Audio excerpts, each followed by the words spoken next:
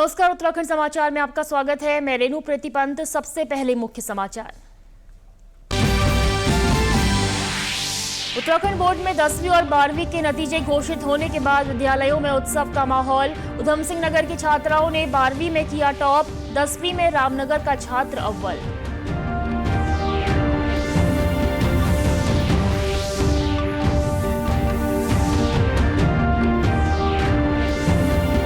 मुख्यमंत्री पुष्कर सिंह धामी ने उत्तराखंड बोर्ड में 10वीं और 12वीं में उत्कृष्ट प्रदर्शन करने वाले विद्यार्थियों से फोन पर बात कर दी शुभकामनाएं। कहा, मेधावी विद्यार्थियों को हर संभव सहयोग दिया जाएगा।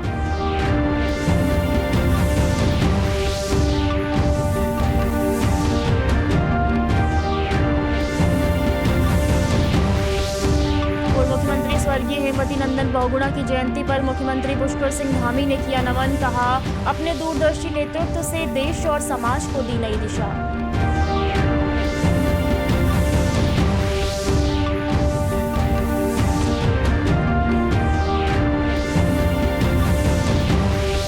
महिला आरक्षण पर राजनीतिक बयानबाजी तेज।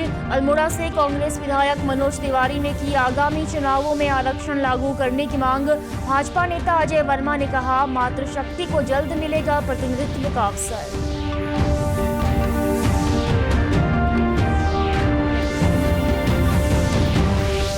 और धूप से तप रहे पर्वतीय जिलों को आज बारिश से मिली राहत। चमोली में बद्रीनाथ समेत कई जगहों पर हुई झमाझम बरसात। मौसम विभाग ने पर्वतीय जिलों में कल बारिश का जताया अनुमान।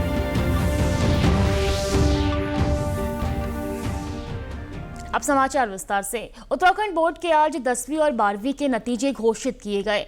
इस वर्ष हाई स्कूल में 92% से अधिक विद्यार्थी सफल रहे हैं, जबकि इंटरमीडिएट में 85% से अधिक छात्र छात्राएं सफल घोषित हुए हैं। हाई स्कूल में रामनगर स्थित एमपी इंटर कॉलेज के छात्र अक्षत गोपाल ने 98.20% हासिल कर प्रदेश में पहला स्थान प्राप्त किया है, तो वहीं इंटरमीडिएट में बागेश्वर की गीतिका पंत और उधम सिंह नगर की सुशीला मेहंदी रत्ता ने संयुक्त रूप से टॉप किया है। शिक्षा मंत्री डॉक्टर धन सिंह रावत ने सभी सफल विद्यार्थियों को बधाई देते हुए कहा कि यह उपलब्धि उनकी कड़ी मेहनत, शिक्षकों के मार्गदर्शन और अभिभावकों के सहयोग का परिणाम है। वहीं मुख्यमंत्री पुष्कर सिंह धामी ने उत्तराखंड बोर्ड में हाई स्कूल और इंटरमीडिएट में उत्कृष्ट प्रदर्शन करने वाले मेधावी विद्यार्थियों से फोन पर बात कर शुभकामनाएं दी हैं। उन्होंने कहा कि विद्यार्थियों की यह उपलब्धि उनके परिश्रम, अनुशासन और समर्पण का नतीजा है। उन्होंने अभिभावकों और शिक्षकों के योगदान की सराहना करते हुए कहा कि उनके मार्गदर्शन से ही छात्र छात्राएं इस प्रकार की सफलता प्राप्त कर पाते हैं। मुख्यमंत्री ने सभी विद्यार्थियों से कहा कि वे अपने लक्ष्य के प्रति समर्पित रहकर निरंतर आगे बढ़ें, राज्य और देश के विकास में महत्वपूर्ण योगदान दें। उन्होंने कहा कि राज्य सरकार शिक्षा की गुणवत्ता में निरंतर सुधार के लिए प्रतिबद्ध है। मेधावी विद्यार्थियों को हर संभव सहयोग प्रदान किया जाएगा। हाँ भूमिका, मैं पुष्कर सिंह धामी बोल रहा हूँ बेटा। नमस्ते सर। प्रणाम। हाँ सुशीला बोल रही हैं? हाँ जी सर। हाँ गीतिका सर प्रणाम। नमस्ते। हाँ योगेश कैसे हैं? हेलो प्रणाम सर। प्रणाम प्रणाम। मेरी तरफ से आपको बहुत शुभकामनाएं। आपके परिवार में भी सभी लोगों को, आपके अभिभावकों को, माता पिताजी को, सबको मेरी तरफ से प्रणाम कहिएगा। सबको शुभकामनाएं। अपने सब टीचर्स को भी कहिएगा। आपकी मेहनत का नतीजा है ये अच्छा परिणाम जो आपका आया है। आगे भी आपको इसी तरह से प्रयास करना है। अभी ये है ना, ये सफलता आपकी निरंतर चलती रहे। मेरी बहुत शुभकामनाएं। उधम सिंह नगर जिले की छात्रा सुशीला मेहंदी रत्ता ने शानदार प्रदर्शन करते हुए 12वीं में संयुक्त रूप से प्रथम स्थान हासिल किया है। उनकी इस सफलता से पूरे क्षेत्र में खुशी की लहर है। माता पिता के पास बधाइयों का तांता लगा हुआ है। सुशीला कहती हैं कि उन्होंने नियमित तौर पर पढ़ाई की, इसके साथ ही अपनी पसंद के विषयों को चुना। पर थोड़ा पढ़ना है। मैंने रोज 4 से 5 घंटे on an average productive hours रहे मेरे। मैं बेसिकली एक नाइट आउल हूँ, तो मेरा ज़्यादा प्रोडक्टिव टाइम रात को ही रहता था, तो मैं रात को ही ज़्यादा पढ़ती थी। और सबसे अच्छी बात, मेरे को ज़्यादा डिफिकल्टी नहीं है किसी एक स्पेसिफिक सब्जेक्ट में, क्योंकि मैंने सब्जेक्ट से वही चूज़ किए थे जिसमें मुझे इंटरेस्ट था। 10th में मैं 94% स्कोर किया था 10th में। Still I chose arts. लोगों ने कहा नहीं पर, लेकिन स्टिल मैंने वही सब्जेक्ट चूज़ किए जो मुझे सबसे ज़्यादा इंटरेस्टिंग लगते थे। इसी की वजह से ये बहुत बड़ा रीज़न है मैंने इतना अच्छा स्कोर किया। टॉपर विद्यार्थी का कहना है कि ये उनकी 1 साल की मेहनत का नतीजा है और सभी को जीवन में अपना सर्वश्रेष्ठ प्रदर्शन करने का अवसर मिलता है। माता पिता भी बेटी की उपलब्धि से बेहद गौरवान्वित महसूस कर रहे हैं। बहुत अच्छा लग रहा है कि हमारी बेटी ने टॉप किया है, उसकी मेहनत रंग लाई है, उसने बहुत मेहनत की और सेल्फ स्टडी की है, उसने कोई कोचिंग नहीं लिया और ऊपर से वो ट्यूशन पढ़ाती है छोटे बच्चों को, तो उसने बहुत मेहनत करके आज ये हासिल किया है। सबके कॉल भी आ रहे हैं, बहुत इतनी खुशी हो रही है जो बता भी नहीं सकते। बहुत खुशी हो रही है। सुशीला की सफलता पर प्रदेश के शिक्षा मंत्री डॉक्टर धन सिंह रावत ने भी फोन कर शुभकामनाएं दी हैं और उनके उज्जवल भविष्य की कामना की है। वहीं बागेश्वर के सरस्वती शिशु मंदिर विद्यालय में आज उत्सव का माहौल रहा। यहाँ की छात्रा गीतिका पंत ने उत्तराखंड बोर्ड में 12वीं में टॉप कर परिवार और विद्यालय दोनों का मान बढ़ाया है। मिठाइयों के साथ टॉपर विद्यार्थी का स्वागत किया गया। आपको बता दें कि उत्तराखंड बोर्ड के नतीजे आज जारी हो गए हैं। हाई स्कूल में 92% से अधिक विद्यार्थी सफल रहे, जबकि इंटरमीडिएट में 85% से अधिक छात्र छात्राएं सफल घोषित हुए हैं। इंटरमीडिएट में बागेश्वर की गीतिका पंत और उधम सिंह नगर की सुशीला मेहंदी रत्ता ने संयुक्त रूप से टॉप किया है। दोनों छात्राओं ने 490 अंक एक समान हासिल किए हैं। गीतिका ने अपनी सफलता पर खुशी जताते हुए कहा कि उन्होंने कभी सोचा नहीं था कि प्रदेश में पहली रैंक आएगी। उन्होंने अपने सभी शिक्षकों को अपनी सफलता का श्रेय दिया है। मेरी पूरी प्रिपरेशन में स्कूल का ही मेन कंट्रीब्यूशन था। मैंने स्टार्टिंग से यहीं से पढ़ाई की। हमारी एक्स्ट्रा क्लासेस लगती थी। सारे टीचर्स बहुत ज़्यादा मेहनत करते थे हमारे पीछे। खासकर मैं हमारे विद्यालय के प्रिंसिपल सर और हमारी क्लास टीचर कविता मैम, मैथ्स में राजेश सर थे, हिंदी में सतीश सर थे और केमिस्ट्री में रवि सर, सुरेश सर, ऐसी फिज़िक्स में भी प्रिया मैम, कविता मैम और भी बाकी टीचर्स नीरज सर थे और भी जितने भी टीचर्स हैं जिन्होंने मेरे को हमेशा पढ़ाया। मैं सबके लिए बहुत ज़्यादा ग्रेटफुल हूँ और सबको थैंक यू बोलना चाहूँगी। वहीं गीतिका के पिता टैक्सी चालक हैं। सीमित संसाधनों के बावजूद परिवार ने उनकी पढ़ाई में कोई कमी नहीं आने दी। उनकी टॉपर बेटी अब इंजीनियर बनना चाहती है। आगे को ही बढ़ते रहना, क्योंकि कक्षा 1 से अभी तक इंटर तक ये हर क्लास में फर्स्ट आई है। किसी किसी को फर्स्ट नहीं आने दिया। 8, 9, 10, 5, 6, 10, 11, 12 बस यही इसका आगे को। अब क्या, अब तो कोई को करेगी, आगे बढ़ेगी, कहीं जहाँ भी बढ़े, देश का भी नाम रोशन करे जैसे प्रदेश का नाम रोशन कर रखा है। वहीं उनकी मां मीनाक्षी पंत का कहना है कि लोग बच्चों को फ़ोन देने से मना करते हैं, लेकिन उनकी बेटी ने फ़ोन का सदुपयोग अपनी पढ़ाई के लिए किया। फ़ोन से भी करती थी पढ़ाई। थोड़ा बच्चों पर विश्वास भी करना चाहिए। जो कहते हैं कि आजकल बच्चों को फ़ोन देना चाहिए, पर फ़ोन से भी कीजिए पढ़ाई। फालतू चीज़ न देख के पढ़ाई को ही देखती थी। जब भी देखा करती थी कितने घंटे बच्चे पढ़ते हैं, क्या पढ़ते हैं, और स्कूल की पढ़ाई, घर की पढ़ाई। वहीं सरस्वती शिशु मंदिर बागेश्वर के प्रबंधक इंद्र सिंह फरसवान ने छात्र छात्राओं पर मेहनत करने वाले शिक्षकों को भी इस सफलता का श्रेय दिया। जनों को भी बहुत बहुत बधाई देता हूँ। उन्होंने जो अथक प्रयास, क्योंकि आप जानते हैं विद्या भारती में बहुत कठिन परिश्रम का हमारे गुरुजी लोग जो हैं पढ़ाते हैं और हर क्षेत्र में कार्य करते हैं। इसलिए हमारे विद्यालय का जो आज इन्होंने नाम रोशन किया, इसका पूरा श्रेय विद्यालय और हमारे जो गीतिका जो पंत जी है, इनके परिवार को जाता है। मैं इनको एक बार फिर बहुत बहुत बधाई एवं शुभकामनाएं देता हूँ। वहीं बागेश्वर के योगेश जोशी ने 97.8% के साथ 10वीं में पूरे प्रदेश में तीसरा स्थान हासिल किया है। उनकी इस सफलता से परिवार, विद्यालय और पूरे क्षेत्र में खुशी की लहर है। योगेश का कहना है कि उन्होंने लक्ष्य निर्धारित कर पढ़ाई की और इसमें उनकी बड़ी बहनों ने काफ़ी मदद की। अपनी सिस्टर्स को देना चाहूँगा क्योंकि उनने मेरी स्टडी में बहुत हेल्प करी, और मैं अपने पेरेंट्स को भी अपना श्रेय देना चाहूँगा क्योंकि मेरा काम सिर्फ पढ़ाई करना था और बाकी सब मेरे पेरेंट्स मैनेज करते थे। मेरा कोई फिक्स्ड आवर्स नहीं रहते थे, लेकिन मैं रेगुलर रहता था और मैं कभी भी टाइम देख के स्टडी नहीं करता था। मैं हमेशा अपने टारगेट्स बनाता था और जब तक वो टारगेट्स कंप्लीट नहीं होते थे तब तक स्टडी करता था। योगेश भी इंजीनियर में अपना करियर बनाना चाहते हैं। मां मीनाक्षी जोशी का कहना है कि उनका बेटा बचपन से ही अपनी पढ़ाई को लेकर गंभीर था। ये बहुत अच्छे से पढ़ता था सर, और क्या कहते हैं, बिल्कुल टाइम का मिसयूज नहीं करता था अपना, और थोड़ा सा गेम्स अपना टाइम के अनुसार आधा घंटा इस प्रकार ये अपना थोड़ा सा गेम्स घर में ही खेलता था और बाहर कहीं नहीं जाता था और पढ़ाई में ही नियंत्रण लगे रहता था और ट्यूशन भी नहीं जाता था। वहीं विवेकानंद स्कूल के प्रधानाचार्य अव्वल सिंह तोपाल का कहना है कि 10वीं की बोर्ड परीक्षाओं में विद्यालय का 100% रिजल्ट रहा है। योगेश के साथ ही स्कूल के एक अन्य छात्र ने भी मेरिट लिस्ट में अपनी जगह बनाई है। उन्होंने सभी सफल छात्र छात्राओं को बधाई दी।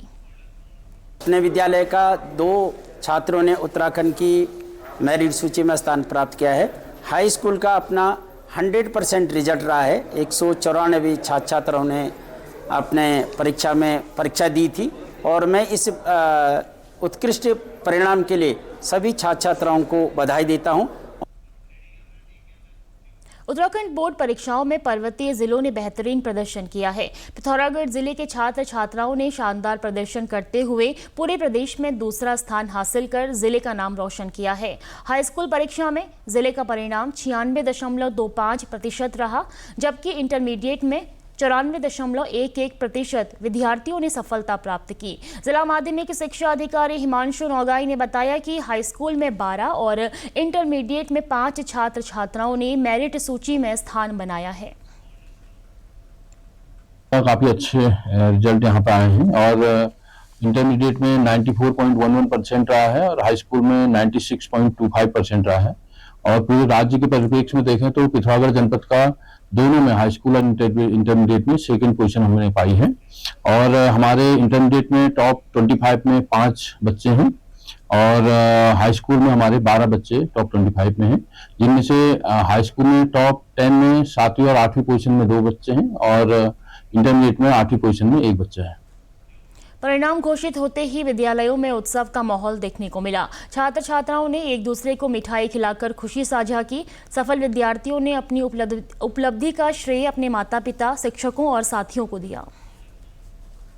93% से यूके बोर्ड की मेरिट लिस्ट में 23rd जो पोजीशन है वो अचीव किया है और मैं इस सब के लिए अपने स्कूल को, अपने पेरेंट्स को एंड स्पेशली अपनी प्रिंसिपल मैम को, जो इतनी अच्छी है, इतनी हमें प्रेरणा देती है और सभी टीचर्स को इतने अच्छे से यहाँ पढ़ाई होती है, इतना इनको मेरे पे इतना विश्वास था कि आज मैं मेरिट में आई। मैं इन्हीं सबका धन्यवाद देना चाहूँगी। मुझे अच्छा लग रहा है, जितनी मैंने मेहनत करी थी उस हिसाब से जितनी मेरी रैंक आई है वो बेस्ट है और आगे भी ऐसे ही मेहनत करनी है और आगे भी ऐसे मेरिट लिस्ट में आना है। सर, सबसे पहले तो मैं अपनी प्रिंसिपल मैम को धन्यवाद करना चाहूँगी। इतनी अच्छी आज्ञाकारी शिक्षा हमें मिली है तो उनसे हमने सीखा कि हमें ऐसे मेहनत करनी चाहिए और आगे बढ़ना चाहिए। और इससे पिछले साल भी हमारे विद्यालय का रिजल्ट बहुत अच्छा रहा। हमारे विद्यालय में सर ऐसी अन्य गतिविधियां भी हैं, जैसे और स्कूलों में होता है कि ट्यूशन उनको स्कूल में नहीं, विद्यालय में नहीं मिलता है, पर हमारे स्कूल में इतनी अच्छी शिक्षिकाएं हैं, उन्होंने हमें विद्यालय में ही ट्यूशन ट्रेनिंग दी और वहीं पे हमें पढ़ाया, बहुत अच्छे से हमें ट्रेन किया। रेखा जोशी मैम उन्होंने ये साबित करा कि इस जमाने में लड़के ही कुछ नहीं होते, क्योंकि हमारा एक ऐसा स्कूल है जहाँ पे गर्ल्स ही गर्ल्स है। ये तो फिर जो लोगों की सोच है कि नहीं हमारे बॉयज ही आगे जाएंगे, उसको आज हम लोगों ने गलत साबित किया कि नहीं, लड़का लड़की कुछ भी नहीं होता और दोनों सेम हो सकते हैं। वहीं शिक्षकों ने भी छात्रों की इस उपलब्धि पर गर्व जताया और उन्हें शुभकामनाएं दी हैं। प्रतिवर्ष की तरह सरस्वती बालिका विद्या मंदिर इंटर कॉलेज ने आज बोर्ड परीक्षाओं में अच्छा परिणाम दिया है और मुझे सबसे ज़्यादा खुशी तब होती है जब 100% परिणाम होता है, सारे बच्चे अच्छे अंकों से उत्तीर्ण होते हैं। साथ में पूजा मिश्रा ने उत्तराखंड मेरिट सूची में स्थान बनाया है, ये भी अपने आप में बहुत अच्छी बात है। और मैं सभी बेटियों को यही कहना चाहती हूँ कि हमेशा आगे बढ़िए, कुछ करके दिखाइए समाज में। सर, हम सब बहुत बहुत खुश हो रहे हैं, इतना नाम कमाए बच्ची ने, अपने पेरेंट्स का, विद्यालय का, बहुत बहुत खुशी हम इसकी उपलब्धि पर बच्ची की। चमोली में पीएम श्री राजकीय आदर्श बालिका इंटर कॉलेज ज्योतिर्मठ की छात्रा तृप्ति डिमरी ने इंटर में 95.20% अंक प्राप्त कर जिले में प्रथम स्थान हासिल किया है। ज्योतिर्मठ के रविग्राम वार्ड की निवासी तृप्ति की इस उपलब्धि से विद्यालय, परिवार और क्षेत्र में हर्ष की लहर है। विद्यालय प्रशासन के अनुसार तृप्ति शुरू से ही मेधावी रही हैं और उनकी सफलता में शिक्षकों के मार्गदर्शन और उनकी कड़ी मेहनत का महत्वपूर्ण योगदान रहा है। वहीं पोखरी विकासखंड के छात्र छात्राओं ने भी अपनी प्रतिभा का परिचय दिया है। यहाँ की शिवांगी इंटरनेशनल पब्लिक स्कूल की छात्रा रिद्धिमा ने 10वीं की बोर्ड परीक्षा में राज्य की मेरिट सूची में 6वां स्थान हासिल किया है, जबकि जनपद में टॉप किया है। रिद्धिमा इंजीनियरिंग में जाना चाहती हैं। अगली खबर की बात करेंगे। मुख्यमंत्री पुष्कर सिंह धामी ने शनिवार को मुख्यमंत्री कैंप कार्यालय के मुख्य सेवक सदन में प्रदेश भर से आए नागरिकों की समस्याएं सुनी। इस दौरान उन्होंने आमजन से सीधे संवाद कर उनकी समस्याओं को गंभीरता से लिया और कई प्रकरणों का मौके पर ही समाधान किया। मुख्यमंत्री ने सड़क, पेयजल, स्वास्थ्य, शिक्षा एवं आर्थिक सहायता से संबंधित विभिन्न मामलों पर त्वरित कार्यवाही के निर्देश देते हुए अधिकारियों को निर्देश दिए कि जनहित से जुड़े प्रकरणों का प्राथमिकता के आधार पर समयबद्ध एवं प्रभावी निस्तारण किया जाए। उन्होंने अधिकारियों को यह भी निर्देश दिए हैं कि समस्याओं के समाधान में अनावश्यक विलंब न हो और प्रत्येक प्रकरण की नियमित मॉनिटरिंग सुनिश्चित की जाए। मुख्यमंत्री ने कहा कि राज्य सरकार का उद्देश्य शासन प्रशासन को आमजन के प्रति संवेदनशील, जवाबदेह एवं पारदर्शी बनाना है ताकि जनता को त्वरित राहत मिल सके। मुख्यमंत्री ने कहा कि जनसुनवाई सरकार और जनता के बीच संवाद का सशक्त माध्यम है, जिससे न केवल समस्याओं का त्वरित समाधान होता है बल्कि शासन की कार्यप्रणाली में भी निरंतर सुधार होता है। जनजागरण अभियान समिति के तत्वाधान में विभिन्न विद्यालयों की छात्राओं ने राज्य सरकार द्वारा संचालित 15 उत्कृष्ट योजनाओं पर आधारित आकर्षक पोस्टर तैयार कर मुख्यमंत्री के समक्ष प्रस्तुत किए। इस दौरान मुख्यमंत्री ने छात्राओं के प्रयासों की सराहना करते हुए कहा कि इस प्रकार की रचनात्मक गतिविधियां न केवल विद्यार्थियों में जागरूकता बढ़ाती हैं बल्कि उन्हें समाज और शासन से जुड़े विषयों के प्रति संवेदनशील भी बनाती हैं। उन्होंने कहा कि राज्य सरकार शिक्षा, महिला सशक्तिकरण एवं युवा विकास के क्षेत्र में निरंतर कार्य कर रही है और भविष्य में भी जन कल्याणकारी योजनाओं के माध्यम से समाज के सभी वर्गों के उत्थान के लिए प्रतिबद्ध रहेगी।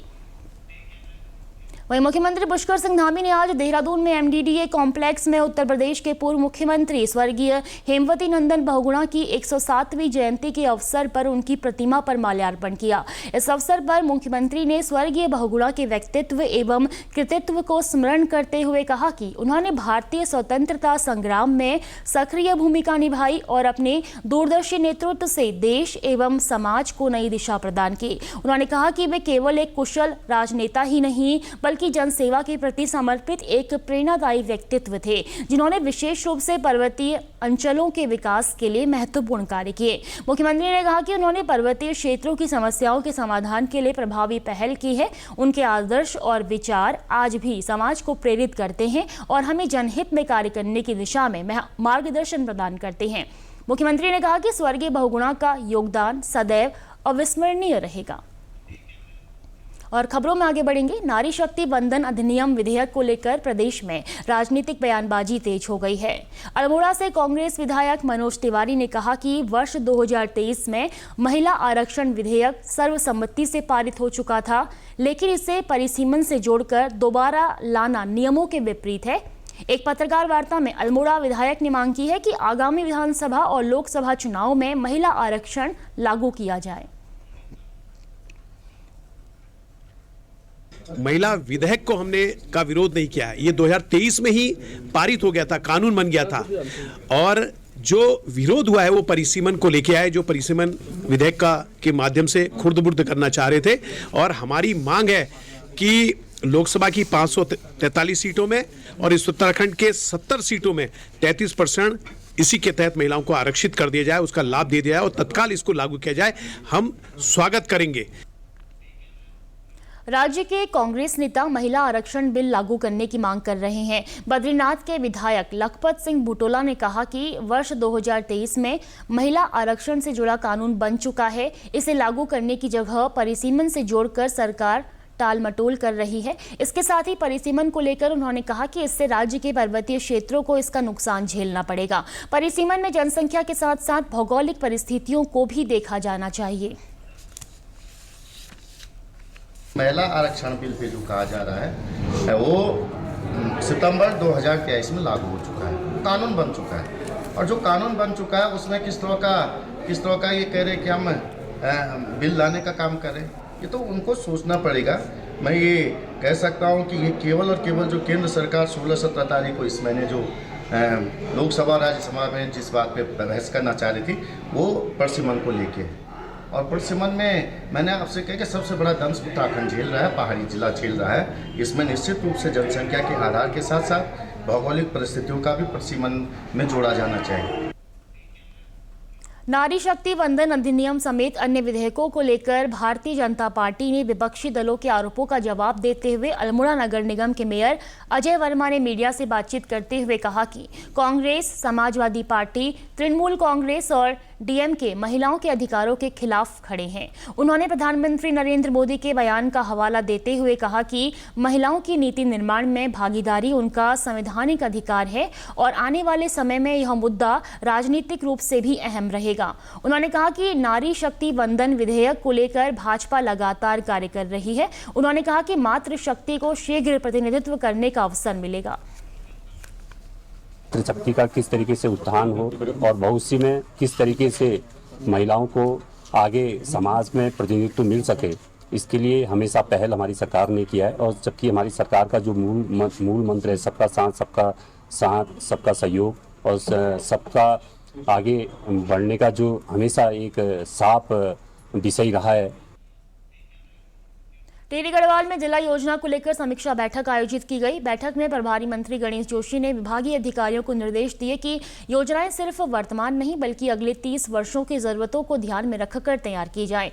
नई टिहरी स्थित जिला सभागार में आयोजित बैठक में मंत्री गणेश जोशी ने जिले में चल रहे विकास कार्यों की समीक्षा की। उन्होंने कहा कि जिला योजना को अधिक प्रभावी और दूरदर्शी बनाने के लिए जनप्रतिनिधियों और विधायकों की सहभागिता जरूरी है। मंत्री ने अधिकारियों को निर्देश दिए कि दीर्घकालिक योजना बनाते समय भविष्य की चुनौतियों, खासकर पेयजल संकट को प्राथमिकता में रखा जाए। उन्होंने पर्यटन विकास को लेकर अलग से बैठक आयोजित करने के भी निर्देश दिए हैं। बैठक में जिलाधिकारी ने विभिन्न नवाचारों की जानकारी दी। बैठक के दौरान प्रतापनगर विधायक विक्रम सिंह नेगी ने क्षेत्र में पेयजल संकट का मुद्दा उठाया, जिस पर अधिकारियों को जरूरी कार्रवाई के निर्देश दिए गए हैं। वहीं टिहरी विधायक किशोर उपाध्याय और अन्य जनप्रतिनिधियों ने निर्माण कार्यों की गुणवत्ता और रिंग रोड जैसे मुद्दे भी उठाए। तक हम लॉन्ग टर्म प्लानिंग नहीं बनाएंगे, क्योंकि आज ग्लोबल वार्मिंग में जो पर्यावरण की दृष्टि से आप जिस प्रकार की स्थिति हो गई है, ग्लेशियर सूख रहे हैं, हमारे पानी के स्रोत सूखते जा रहे हैं। और मैंने कहा कि डे बाई डे यहाँ की आबादी बढ़ने वाली है, यहाँ का टूरिज्म बढ़ने वाला है, तो मैंने कहा एक लॉन्ग टर्म प्लानिंग आप करें। देहरादून जनपद के मुख्य विकास अधिकारी व उप जिला निर्वाचन अधिकारी अभिनव शाह ने मान्यता प्राप्त राजनीतिक दलों के प्रतिनिधियों के साथ बैठक की। बैठक में उप जिला निर्वाचन अधिकारी ने सभी राजनीतिक दलों से प्रत्येक बूथ पर अपने बूथ लेवल एजेंट की नियुक्ति कर इसकी सूचना शीघ्र उपलब्ध कराने के लिए कहा है, ताकि पुनरीक्षण कार्य पारदर्शिता एवं प्रभावशीलता के साथ संपन्न हो सके। उन्होंने बताया कि निर्वाचन आयोग द्वारा book A call with BLO सुविधा भी उपलब्ध कराई गई है, जिसके माध्यम से मतदाता अपने बूथ लेवल ऑफिसर से सीधे संपर्क कर सकते हैं। यह सुविधा ECINT प्लेटफॉर्म पर उपलब्ध है। इसके अलावा voter helpline toll free number 1950 के माध्यम से भी निर्वाचन संबंधी शिकायतें दर्ज कराई जा सकती हैं। और अब बात करेंगे चमोली जिले की, जहां आज शाम के समय मौसम का मिजाज बदल गया और जिला मुख्यालय गोपेश्वर सहित मंडल घाटी, पीपलकोटी, चमोली, ज्योतिर्मठ सहित कई स्थानों पर तेज बारिश शुरू हो गई है, जबकि बद्रीनाथ में घने बादल छाए हैं और हल्की बारिश भी हो रही है। इसी के साथ बद्रीनाथ की पहाड़ियों सहित ऊंचाई वाले इलाकों में हल्की बर्फबारी भी शुरू हो रही है, जिससे तापमान में भी गिरावट आया है। मौसम विज्ञान केंद्र के अनुसार 26 अप्रैल को राज्य के चमोली, उत्तरकाशी, रुद्रप्रयाग, बागेश्वर एवं पिथौरागढ़ जिलों में कहीं कहीं गर्जन के साथ हल्की बारिश, आकाशीय बिजली चमकने और झोंकेदार हवाएं चलने की संभावना है, जबकि मैदानी क्षेत्रों में अधिकतम तापमान सामान्य से अधिक रहेगा। पौड़ी की जिलाधिकारी स्वाति एस भदौरिया ने राजकीय किशोर संप्रेषण गृह का औचक निरीक्षण किया। उन्होंने वहां संचालित व्यवस्थाओं, सुविधाओं और अभिलेखों की समीक्षा की। निरीक्षण के दौरान उन्होंने संस्थान में उपलब्ध मूलभूत सुविधाओं, सुरक्षा व्यवस्था और बच्चों के समग्र विकास से संबंधित व्यवस्थाओं की जानकारी ली। निरीक्षण के दौरान जिलाधिकारी ने कार्मिकों की तैनाती और उनकी कार्य प्रणाली की जानकारी प्राप्त की। उन्होंने परिसर में स्वच्छता व्यवस्था, पेयजल उपलब्धता, शौचालयों की स्थिति और स्टोर स्टोर रूम में रखी सामग्री का निरीक्षण कर व्यवस्थाओं को और बेहतर बनाए रखने के निर्देश दिए हैं। उन्होंने स्पष्ट किया कि संस्थान में रहने वाले किशोरों को स्वच्छ, सुरक्षित एवं व्यवस्थित वातावरण उपलब्ध कराना सर्वोच्च प्राथमिकता होनी चाहिए। इसके साथ ही उन्होंने बताया कि शौचालय की मरम्मत के लिए धनराशि उपलब्ध कराई जाएगी। जिलाधिकारी ने बाल संरक्षण से संबंधित विभिन्न पंजिकाओं जैसे भोजन पंजिका, उपस्थिति पंजिका, बाल संरक्षण समिति से संबंधित अभिलेख का भी निरीक्षण किया और इसे अपडेट रखने के निर्देश दिए हैं। चारधाम यात्रा के मद्देनजर हरिद्वार में खाद्य सुरक्षा को लेकर प्रशासन सख्त रुख अपना रहा है। जिलाधिकारी मयूर दीक्षित ने निर्देश दिए हैं कि जनपद में कहीं भी खाद्य पदार्थों में मिलावट या ओवर रेटिंग न हो और तीर्थयात्रियों को शुद्ध एवं गुणवत्ता युक्त भोजन उपलब्ध कराया जाए। जिलाधिकारी ने खाद्य सुरक्षा विभाग को लगातार छापेमारी के भी निर्देश दिए हैं। इसी क्रम में सहायक आयुक्त एवं जिला खाद्य सुरक्षा अधिकारी महिमानंद जोशी के नेतृत्व में टीम ने नेशनल हाईवे बहादुराबाद क्षेत्र में ढाबों और होटलों का निरीक्षण किया। इस दौरान कई प्रतिष्ठानों में फूड सेफ्टी डिस्प्ले बोर्ड और लाइसेंस देखे गए। वहीं दस्तावेजों की कमी, खराब तेल के उपयोग और नियमों के उल्लंघन पर कई ढाबों व होटलों को नोटिस भी जारी किए गए हैं। इसके अलावा चंडी मंदिर से गेंडी खाता तक संयुक्त टीम द्वारा निरीक्षण अभियान चलाया गया, जहां बिना लाइसेंस संचालन और नियमों के उल्लंघन पर कार्रवाई की गई है। इसके साथ ही स्टॉल संचालकों को साफ सफाई बनाए रखने, कूड़ा निर्धारित स्थान पर डालने और रेट लिस्ट प्रदर्शित करने के भी निर्देश दिए गए हैं। प्रशासन ने नियमों का उल्लंघन करने वालों के खिलाफ सख्त कार्रवाई करने की चेतावनी दी है।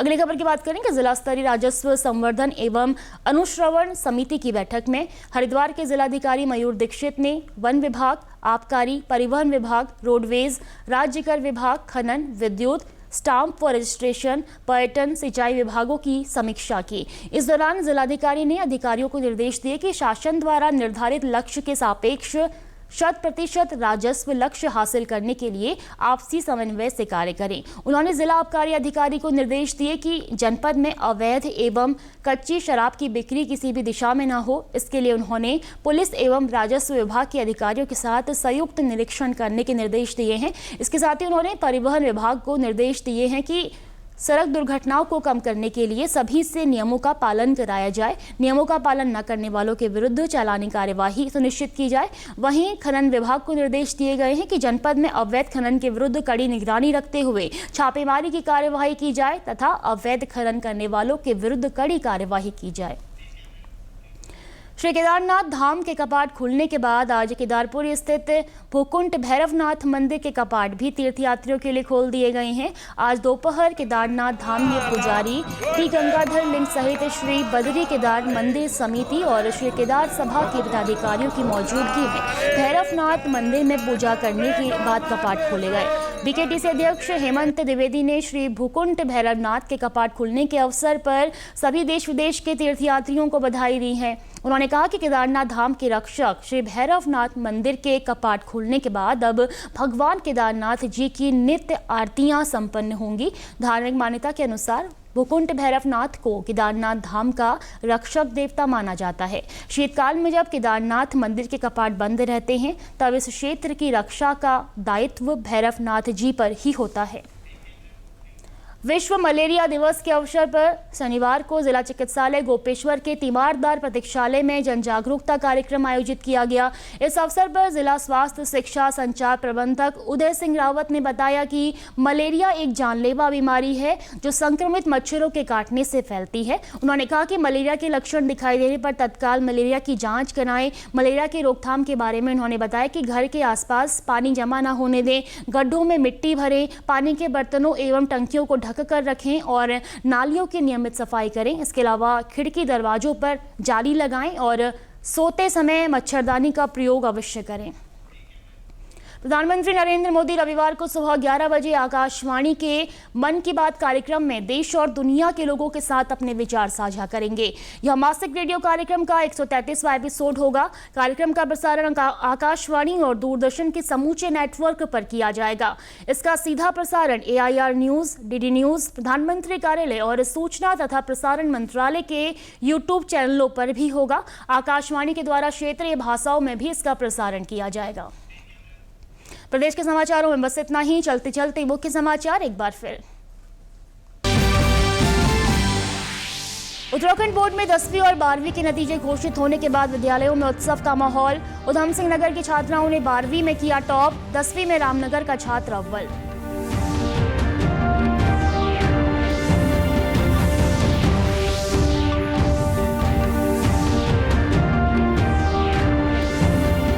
मुख्यमंत्री पुष्कर सिंह धामी ने उत्तराखंड बोर्ड में 10वीं और 12वीं में उत्कृष्ट प्रदर्शन करने वाले विद्यार्थियों से फोन पर बात कर दी शुभकामनाएं। कहा, मेधावी विद्यार्थियों को हर संभव सहयोग दिया जाएगा।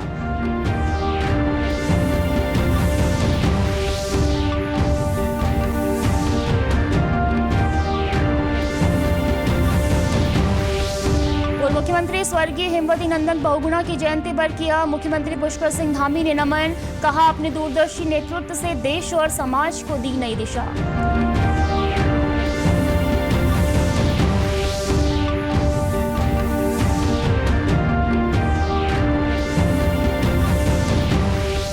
महिला आरक्षण पर राजनीतिक बयानबाजी तेज। अल्मोड़ा से कांग्रेस विधायक मनोज तिवारी ने की आगामी चुनावों में आरक्षण लागू करने की मांग। भाजपा नेता अजय वर्मा ने कहा, मातृशक्ति को जल्द मिलेगा प्रतिनिधित्व का अवसर।